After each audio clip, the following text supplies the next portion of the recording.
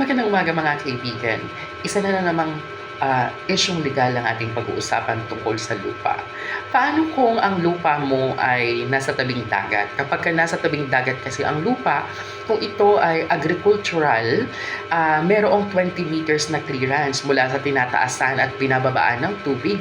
20 meters dapat ang sukat bago yung lote or yung lupa na pwedeng patituluhan as agricultural. Kasi kung ito ay forested, ito ay 40 meters. Kung ito naman ay nasa urban areas, 3 meters ang distance dapat. At kung ito ay ilog, sapa, 3 meters din ang clearance sa gilid. Yung sinasabi nating clearance, yun yung public land wherein accessible sa lahat ng tao. So kung halimbawa ang lote mo or ang lupain mo ay isang agricultural land, ito ay titulado, ngayon ito ay malapit sa dagat. At dahil masyado nang mababa or sabihin na natin tumataas yung tubig sa dagat, kinakain yung lupa mo.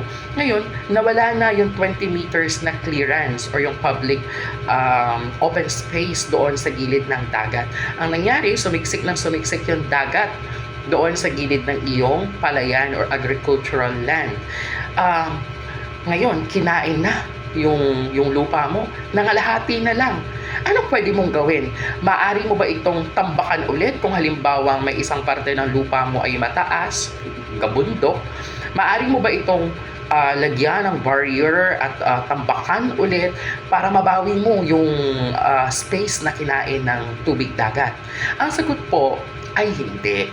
Kasi sinasabi ng ating batas or ayon sa ating batas, kung ang lupa mo ay binabawi ng dagat or kinakain ng tubig, dapat gawin mo ang lahat ng magagawa mo para pigilan itong makain ng tubig. So, dapat gumawa ka ng paraan una pa lamang bago pa ito kainin ng tubig. So, kung lalagyan mo ito ng dike or dike or babakuran mo ito para hindi na tuluyang makain ng tubig dagat, yung palayan mo ay mas okay. Yan po ay allowed. Pero kung ito ay tatambakan mo upang mabawi ito sa karagatan, ay hindi po pinapahintulutan ng batas. Sapagkat kung ikaw ay magtatambak ng karagatan upang ito ay maging lupa, kailangan mo po ng pahintulot mula sa Philippine Reclamation Authority.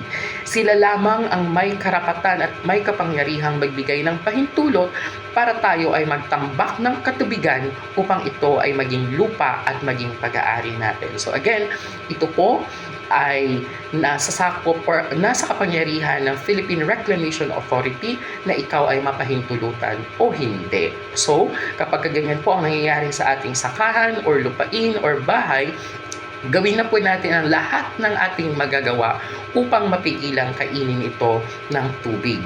Kasi kapag ito ay kinain na ng tubig, hindi na natin ito pwedeng bawiin kung wala po tayong pahintulit ng Philippine Reclamation Authority. Nawa po ay may natutunan tayo sa maikling video na ito. Kung nagustuhan niyo po, paki-follow ang aking Facebook page at paki-subscribe ang aking YouTube channel. Maraming salamat po.